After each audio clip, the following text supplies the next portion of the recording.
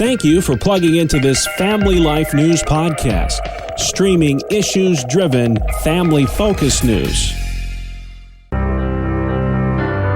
Welcome back to another edition of Real Answers with Christopher Anderson. Wednesdays during the Noon Report, we tackle the tough topics facing today's families with licensed mental health counselor Christopher Anderson. And today, the second part of our two-part look at anxiety. And Chris, we're looking specifically at specific thinking patterns that often trigger anxiety, right? You are absolutely right, Brandon, and I'll tell you what, these are some very, very common patterns that I encounter a lot with my folks in counseling. And you know what, if you cannot relate to any of these, I'm going to say you're ahead of me, that's for sure, because I sure can relate to them. Yeah, me too. And Chris, let's review a bit first about what we looked at last time so we have some background.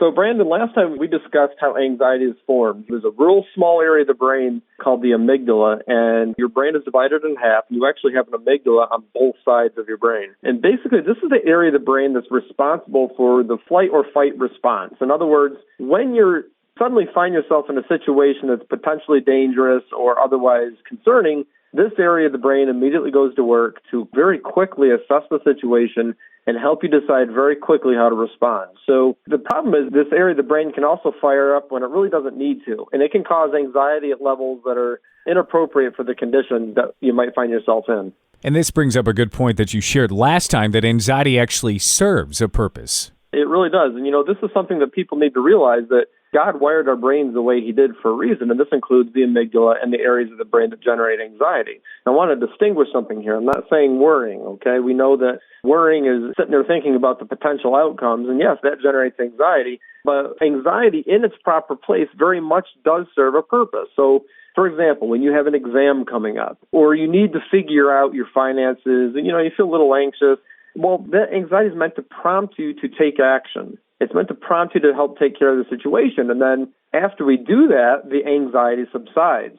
So when people come in for counseling, it's because the anxiety is out of proportion to the circumstances, and it seems to be out of control completely. So as a mental health professional, we're not trying to eliminate anxiety. We're trying to teach people how to bring it down into appropriate limits and help, again, teach the anxious brain, that little part of the brain, that it's not appropriate to feel anxiety in certain situations, especially at the levels that it's often experienced. So let's get to some of those thinking patterns you alluded to before that drives anxiety. Brandon, there are several patterns that can be considered what we call irrational thinking patterns. One of the most common ones is a big, long word that we call catastrophizing, okay? So that's just a fancy way of saying making a mountain out of a molehill. It's allowing our imagination to kind of have its way to create a situation in our minds that is often not even remotely likely to happen.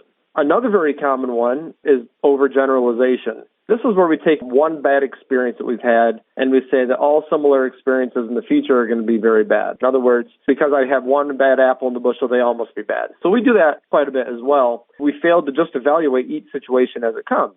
And this last one, I call this the Mac Daddy of them all, because this one here that I'm about to tell you right now probably is the most blatantly obvious irrational thinking pattern in our society we're seeing really at work big time. It's called emotional reasoning.